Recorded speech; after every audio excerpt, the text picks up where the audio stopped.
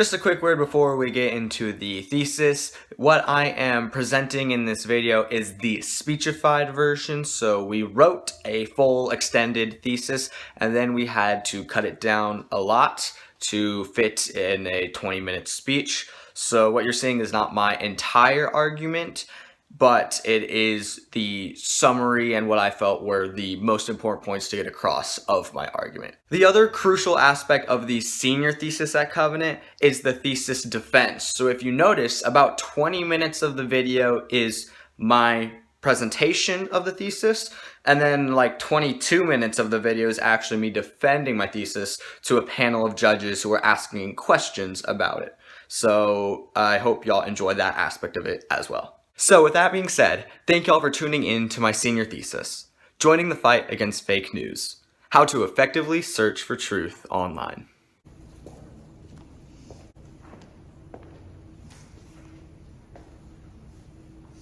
Good afternoon, everybody. We will kick off our next thesis pretty soon here. It is going to be delivered and defended by Daniel Archer. And it is titled, Joining the Fight Against Fake News, How to Effectively Search for Truth Online. The past few years, especially, the phrase fake news has been one uttered and heard probably countless times by many of us. But what exactly constitutes fake news? How can we better defend against it? Daniel's thesis will be addressing both of these things. So, all right, Daniel.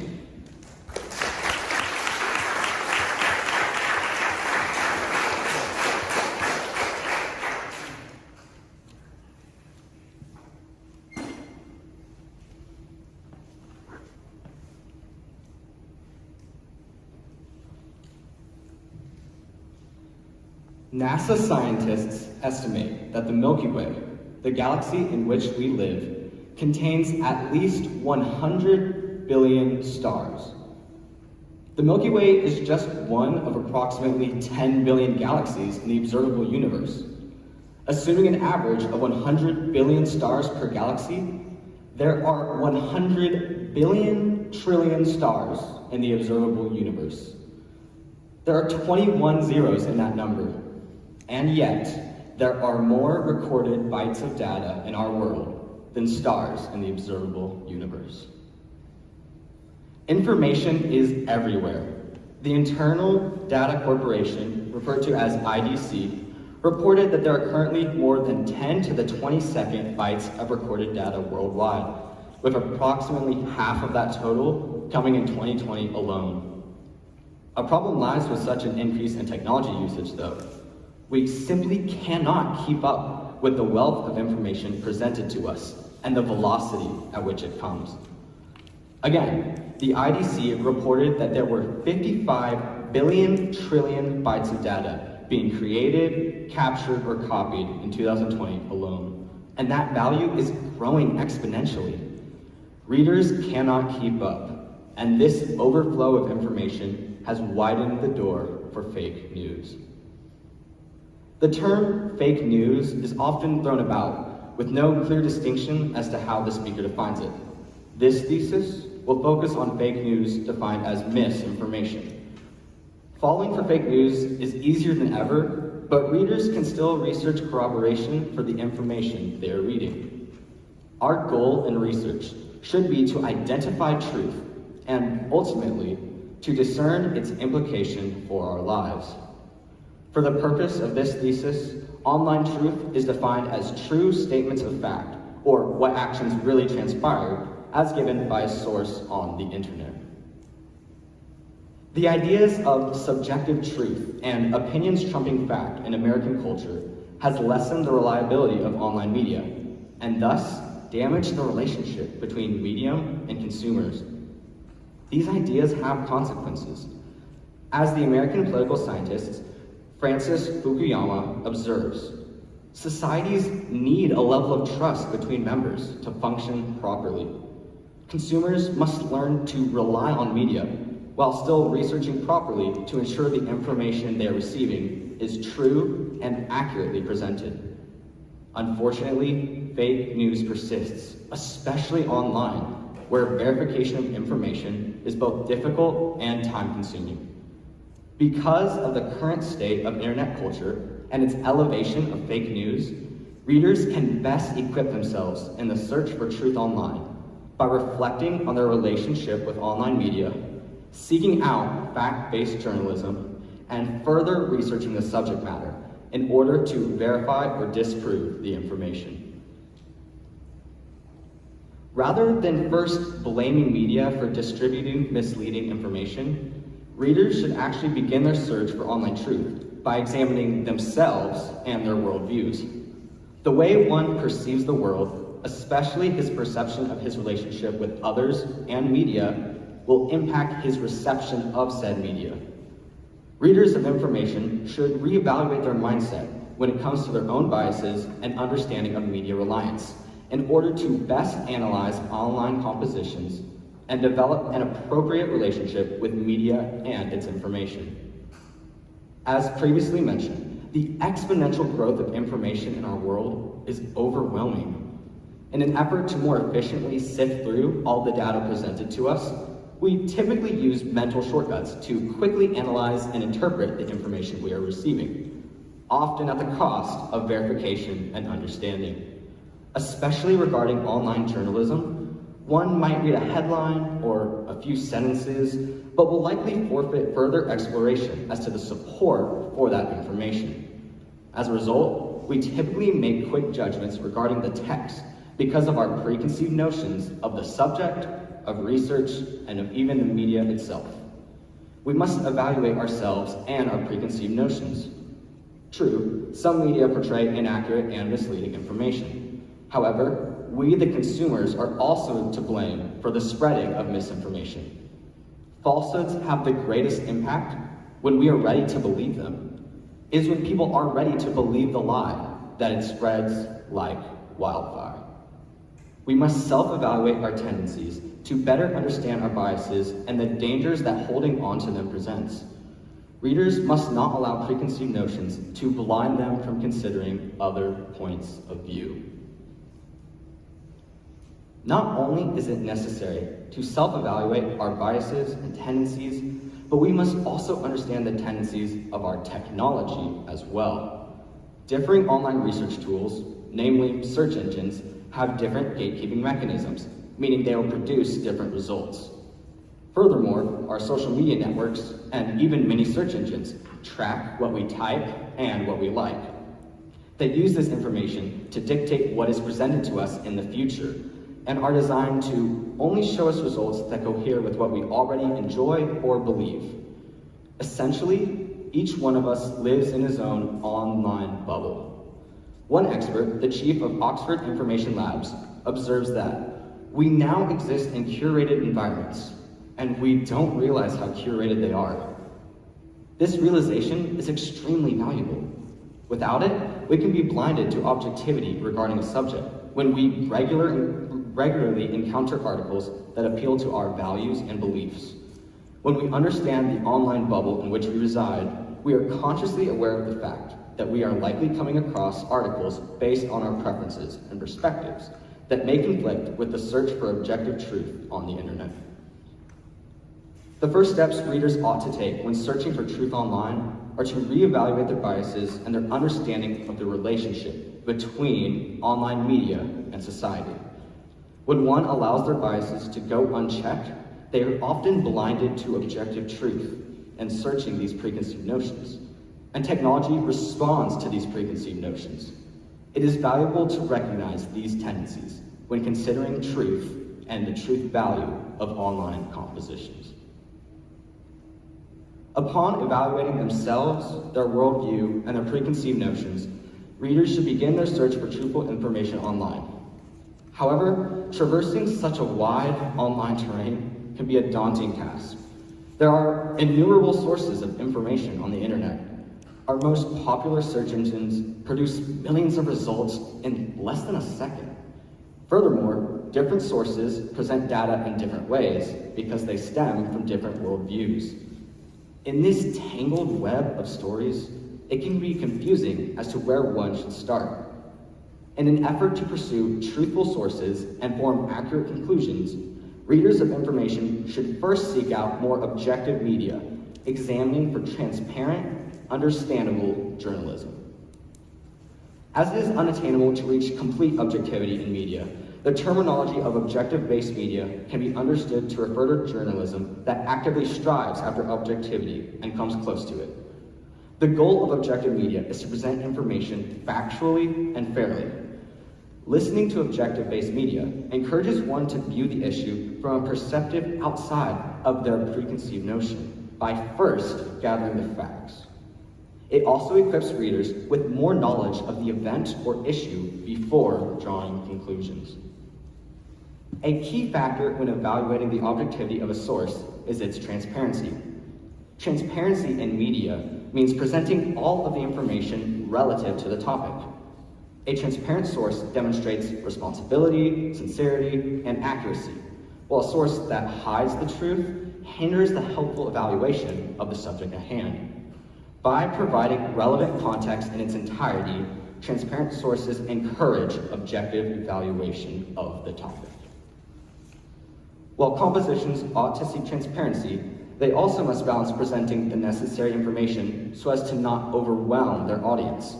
Today's readers have both cognitive and time limitations and tend to make assumptions rather than reading text that is extremely lengthy or difficult to follow.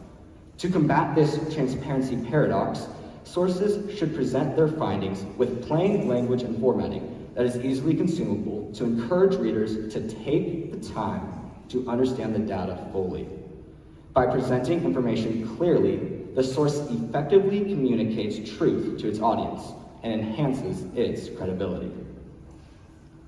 In the search for truth online and the development of informed conclusions, readers of information should first seek out more objective online sources, inspecting for transparent, understandable journalism. Sources that provide the relevant information in its entirety allow the reader to understand the situation and form their own conclusion based on the facts. Thus, these more objective sources aid in the online quest in the search for truth and its application. While it is important to first seek out fact-based journalism when searching for information, it is sometimes questioned whether or not the presented facts are truthful and accurate. One aspect of the reporting media's duty is to verify their content's factuality, ensuring that the information they are providing is true. However, this level of factuality does not always occur, from lesser details slipping through the cracks to simply poor verification practices. Thus, some of the duty falls on the reader for fact-checking if they desire to confirm the data they are receiving. Readers of online journalism can best investigate information in the search for truth by inspecting cited sources and referencing established, credible media on the matter when possible. The first step of the verification process is to research the given sources of the report in question. Many online articles cite sources referenced while researching the subject. This practice establishes credibility of the media by demonstrating they have considered facts, findings, or beliefs of other reporting. Readers should investigate these cited sources and examine their platform, argument, and sources. In this manner, the initial information can be verified or disproved, or at least strengthened or weakened in credibility. Another aspect of seeking true information online is comparing the matter in question to information provided by established, credible media. Strong credibility is often present in objective media platforms. Objective media often proves a greater track record in verification purposes because their reporting is fact-based and thus more easily verifiable or disproved by the general public. It is crucial to not simply rely on any online source, as fake news spreads quickly through media who don't care to verify the information. As Dr. Stephen Ward explains, the volume associated with fake narratives is problematic because if the reader attempts to look up the story, a large number of the same narratives will be returned, thus validating the fake narrative to the reader. In order to avoid this fake news cycle, readers should seek out verification from reputable and reliable sources as previously established by both public and personal verification. Once an online platform has demonstrated strong credibility by their dedication to fact-checking their information, less and less of the verification process is required of the reader when it comes to those platforms. This is the sort of media on which readers can heavily rely. Readers of online journalism can best seek out true information by inspecting cited sources and comparing the information to that of established, credible media. Thankfully, media in general has a reputation to uphold, and thus a large number of online platforms seek to provide truthful information to their readers. However, it is still valuable to research matters of contention by investigating cited sources and comparing the information with reputable journalism. Readers can more easily rely on certain online media platforms as they continually provide accurate, true information in context. By investigating questionable issues within an online composition, readers fight against fake news in the search for truth online. One point of contention regarding this thesis is the emphasis on referencing objective media prior to the reference of subjective media regarding a subject. Admittingly, this order does require more effort on the reader's part, because many of the media platforms promoted on the internet today do not meet the given criteria of objective media, that being fact-based, transparent, and understandable. However, readers should reference objective media first to formulate their own thoughts upon receiving the relevant, necessary information. This process encourages critical thinking and self-reflection. When viewing subjective media first, it can be tempting to simply hear one side of an argument and accept it as entirely true or false. Instead, readers should focus their attention first on objective media, form their own conclusions using the data, and only then listen to opinionated discussion on the topic to strengthen their understanding and refine their opinion on the subject should it change. A question may arise regarding the transparency paradox, in which readers often skim lines of text when confronted with an overwhelming amount of information. As previously mentioned, objective media should report all of the relevant, necessary information. This begs the question, what is classified as relevant and necessary information? Simply put, it varies based on the subject at hand. However, as a general principle, the reporting should allow the reader to come to an accurate, informed conclusion. If a barrage of irrelevant information obscures the useful data, or the data is presented in an unnecessarily complex manner, it would be wise to refer to a more objective and reliable source of information. Readers should seek out online platforms that present what is helpful and useful in a comprehensible manner. Because of the online world in which we live and its advancement of fake news, readers can best equip themselves in the search for truth on the internet by reflecting on their relationship with online media, seeking out objective media platforms, and further investigating questionable contentions in order to verify or disprove the information. Readers using the internet ought not to let their preconceived notions blind them from receiving information, and remember that much of the online world they experience is filtered according to their preferences. They ought to seek out fact-based, transparent, and understandable journalism as their initial sources. They should further research any questionable contentions within an online composition by referencing citations and other reputable sources. Ultimately, readers should center their focus in online research on media sources that are worthy of reliance and rely on them accordingly. As our world continues to propel itself into this technological age, it is becoming increasingly important to have strong disciplines when it comes to seeking truth on the internet. The exponential growth of data has brought with it a seemingly overwhelming quantity of fake news. However, fake news can be and ought to be combated. Anyone and everyone can take the advised steps to identify false information and verify truth on the internet. With these principles put into practice, one may effectively search for truth online and navigate our star-filled universe of information. Thank you.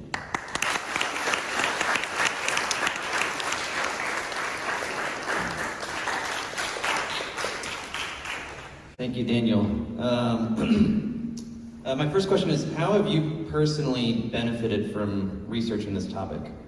I've enjoyed researching this topic, this idea of seeking true information on the internet, because I think it's something a lot of us can relate to, the desire to know that what you're reading on the internet is reputable and that you can rely on what's being said. And because we interact with the internet so much, I found it to be a really important topic, especially in our day today and what seems to be the age to come.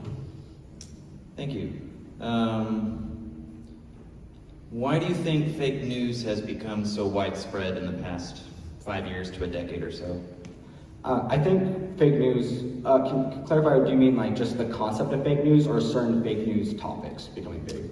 Ooh, good question. I was thinking more so just the concept of fake news becoming more and more understood to the mass population. I think it's becoming more understood to the mass population because more people are encountering it, where they are questioning whether they can actually rely on the information they're receiving because they hear stories of this information being false and this story actually being misleading, and so it begins to call into question what you can and can't rely on online. All right, thank you. And you reference like objective media being a good resource to go to, but I noticed that you didn't really provide any examples of any. Was that purposeful?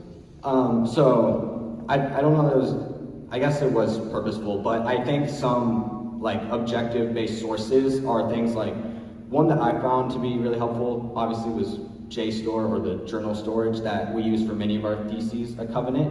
But just in even confirming some of the stuff I found on JSTOR, using like rooters, I found to be super helpful.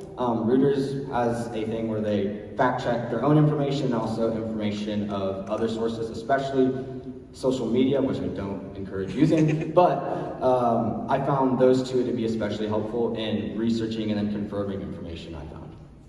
Yeah, they're certainly one of the best. All right. I don't know if I can trust you on that. Good point. Thank you for the laughs. Okay, Daniel, thank you, and I really appreciate that. I feel I resonated with your thesis and just that feeling of being overwhelmed by all the information, the misinformation out there. And so my own response has really been just to like not even digest any news. I just have said I'm done. Like there's so many other what I believe are more important things to focus on in my life right now. And so what would you say to someone like me who's just like, that sounds like too much work to do everything that you're talking about. That sounds like I gotta give up another hour or so in my day just to fact check things. So I'm overwhelmed just thinking about all the work I have to do with that. So what would you say? I think the correlation of like belief and action. If you believe that it's important enough to pursue the truth, then you're going to take the time and action to actually fact check and do further research as to the cited sources and other reputable media.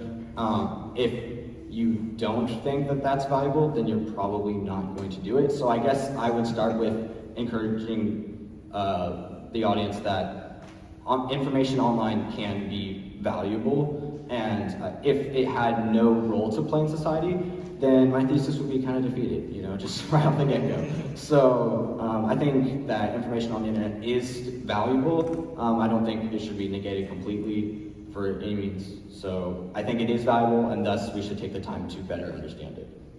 Great. What impact has social media as a mainline source of news had on our country? I think social media has negatively impacted both our reception of news and even just like the way news is presented online. I think a lot of more so like opinionated discussion occurs on fake news or on social media, which I believe the opinionated discussion is important, but like I said in my thesis, I think factual research should be done first so that you can come to your own conclusion and then discuss opinions. So when it comes to social media, it seems to be the other way around, where generally you find opinions, and then it's people in the comment section just throwing facts at each other. I think it should be the other way around, where you have facts, and then you come to like a discourse together, and I don't think social media does a good job of enacting that fruitful discourse. And one more, what kind of future do you see in regard to just the distribution of news? I mean, do you see more and more people just continuing to be slaves to social media as a news site, or other very, very biased news sites? Like, what you're talking about, do you think you can actually see that being implemented in the future? So, like you were saying, I think there's almost like, at least what I see is like 3 general outcomes, where people either decide that it's too much, like you said earlier, and they'll just stop considering fake news or the internet. They will actually take some time to do research, or they'll accept everything they see as completely true or false. And so I think that it is, I guess, possible and probable that people will turn to researching the information, but unfortunately I think that an argument can be made that people would rather not use their time in that way. Like generally, I think our culture tries to avoid work as much as possible, and so I think if it were to go one way or the other, it might go to just trying to ignore information. But I still think that evaluating that information and doing further research is valuable. Great, thanks, Daniel. So you talked early on about recognizing like biases that we all individually have. What are some practical ways to determine our biases? I guess if you hear an opinion or you receive some information that points to an opinion that you don't hold, and you think automatically that that has to be wrong, I think that's an indicator that you have a bias that you're holding too tightly onto, because I think that when we say everything I believe has to be true, then, and we don't even consider what other people have to say, then we aren't really considering, I guess, truth online. Thank you. Let's see.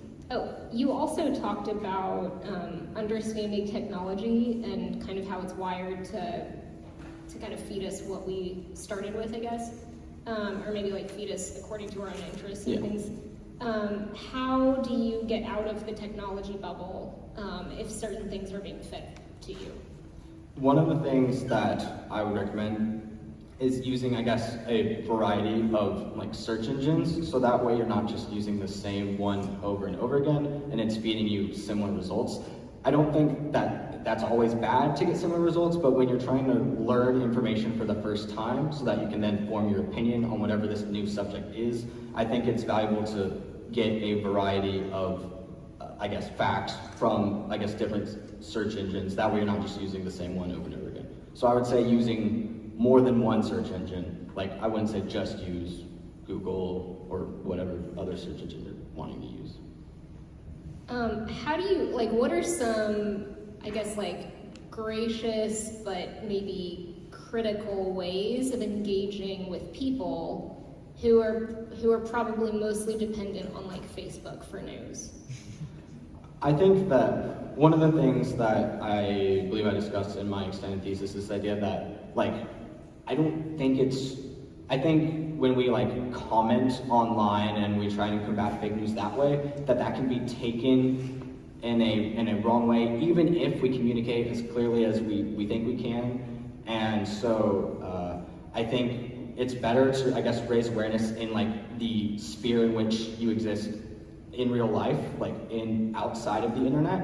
And so you can have those discussions with people. I wouldn't do it on Facebook about their only using Facebook, but I would go to them in person and I would talk about it, and like I would come with some facts and then opinions based on those facts. But again, like we've been saying this whole time, like approaching others in love, because we're supposed to be doing that in the kingdom of God and representing that to them. So don't just blast them for only using one source that may or may not be so reliable. And I I don't know, well, actually, yeah, two more questions. So with the process of kind of checking various news sources and trying to be objective in things, how often, and Mr. Sim was kind of getting at this, but it does seem like a lengthy kind of thing.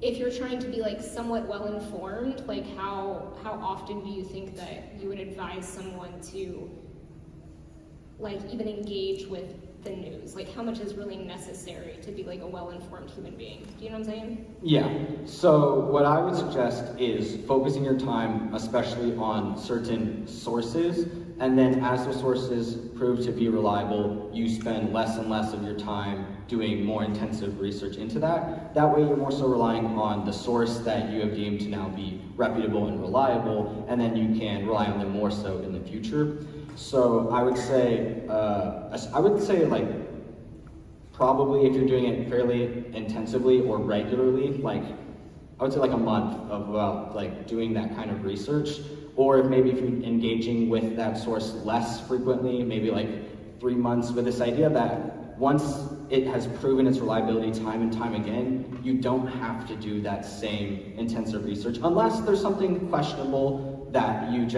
think there's a problem with it or it doesn't make sense, then you can continue to do that, obviously. But just in general, starting off with a lot and then progressing to less and less. One last question. This, like Gabby was saying, or Ms. Bars, I don't know if this kind of fits within the scope of what you were looking at, but do you know if I guess the idea or maybe the problem of fake news is more prevalent in our country? And if so, like I don't know what other countries have as far as like laws about things being said, which depending on who you are, you could call that censorship, or maybe you could just call that responsibility. I don't really know. But is this more prevalent in America or other places? Do you know? My research focused mostly on America, but I do remember specifically one of my sources talked about both France and China and the way that fake news has influenced them. As to laws, I don't know if there's anything like a codified law about the qualities or the standards that each and every journalist source has to meet, but I do believe that it benefits the sources to be truthful, because if they're found out to be presenting fake news and promoting it to the public, then people aren't going to rely on them as much. And when less people come to your site and less people rely on you as a media source, you're going to receive less income and power and influence on the situation. So I hope so. Yeah, that's a good point. People have to actually be, when they recognize fake news, to actually do away with it and go to some other source. Thank you.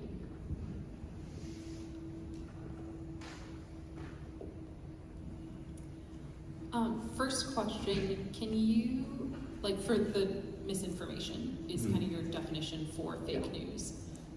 Is that just, are you defining misinformation as anything that's untrue, or does there have to be some sort of wild bias or malicious intent behind the misinformation?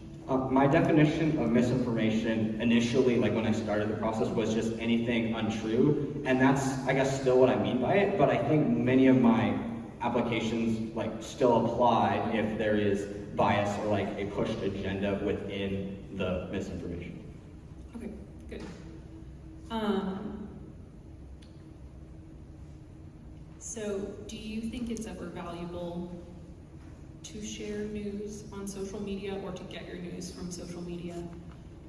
I think it's similar to the comment section idea that I've referenced in the past, where I think it can be done, but you have to be very clear about what you're communicating and be especially conscious of that. And I think even if you're extremely conscious about what you're saying and how it may be taken, that just be aware that you may start a social media war in whatever comment section, because a lot of people see social media as the place to do that rather than have a fruitful discourse. So I think it can be effective, but I think it's less effective than like talking to someone in person about it. Okay, yeah, that's fair. I think this is my last question. But it seems that today a lot of people want to believe misinformation or are like so polarized that they, like you've been saying, right? Like they're very okay with the fact that they're living in an echo chamber and whichever side they fall on. That's like what they want, right?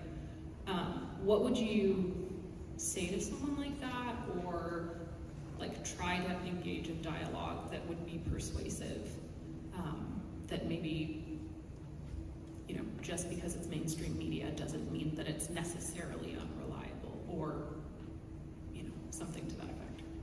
So this idea that people may want to either believe or even just like consider what has been deemed unreliable, it goes back to the idea we were talking about earlier with like belief in action. So if we want people to seek out reliable sources, they have to believe that that's worthy of their time and effort. So I would start with engaging in a discussion about like why it's valuable to pursue truth and not just facts and I guess like narrow facts that you may want to hear to validate your own beliefs that you already have, and why I guess it's valuable to consider other options or alternatives, because that can help you refine your own thinking process.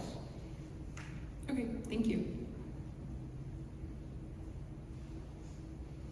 So my first question is, you mentioned transparency as a reason or something to be looking for in reliable news sources. And in my understanding of transparency, and this is probably just my own head, right, and the way that I see it, it's that you're looking for the fact that they aren't excluding something.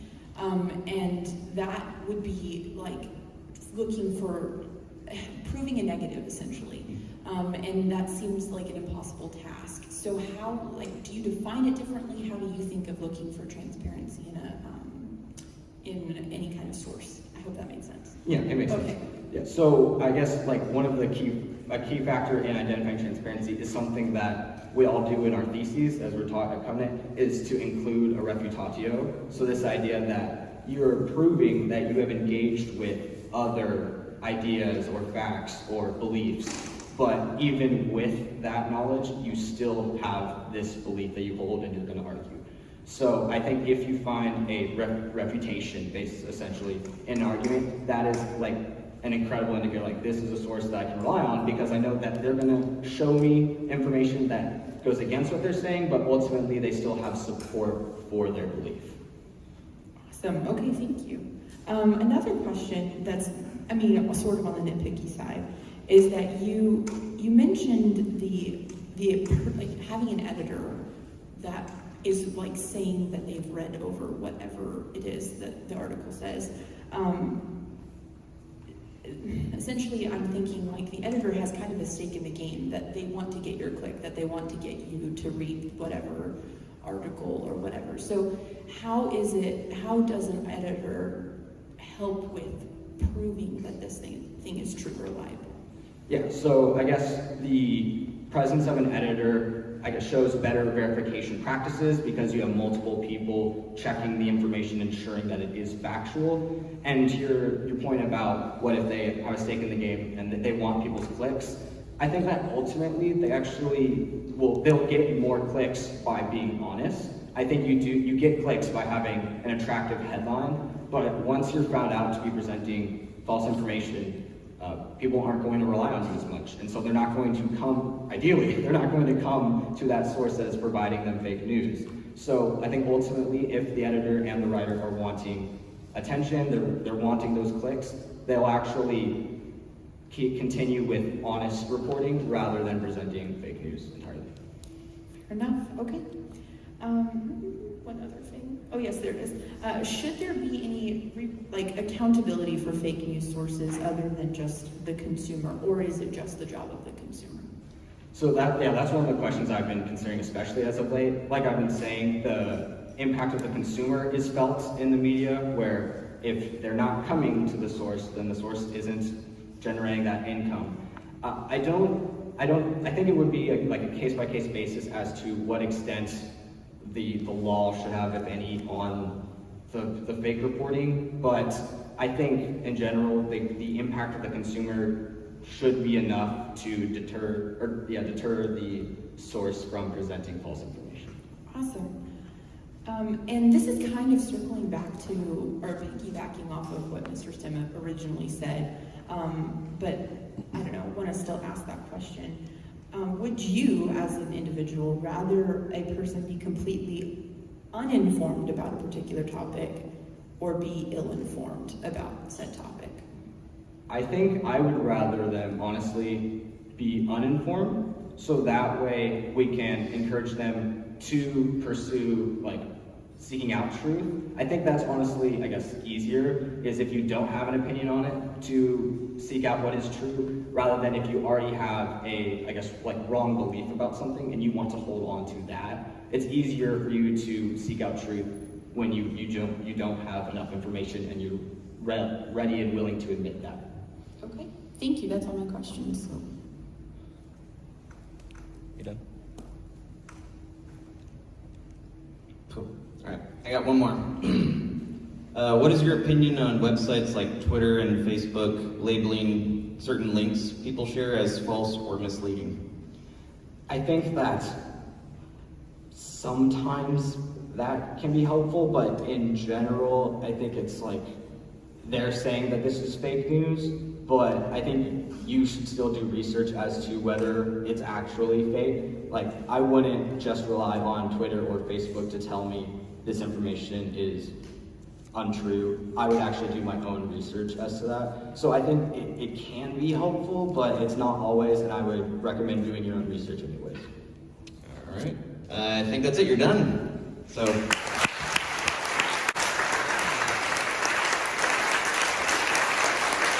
Hey guys, thank y'all for watching my senior thesis. It's in a lot of ways the culmination of Covenant Academy education, so it was pretty cool. I thought I did a fairly good job, all glory to God. I really enjoyed making it, writing it, and presenting it. I do know that I messed up a couple of times in speaking. Like I said, internal data corporation really early on, and it's, I believe, international. And there are a couple slip-ups along the way, but not too many. That was the noticeable one. But I am considering putting a link or file to my Word document in the comment section. And just as a heads up, that was like the speechified version, what I presented, and this document would be the full version, so it's like 7 additional pages. But yeah, if you have any opinions or things you'd like to say, you can leave them in the comment section. I will consider replying. I don't know, we'll see. But yeah, I really appreciate y'all's support and for watching my videos. Thank y'all so much. Thank you, Covenant Academy. I've really enjoyed my time there, but I'm also excited about the future that God has for me. So with that being said, thank y'all for watching. This is the end of the video. Bye guys.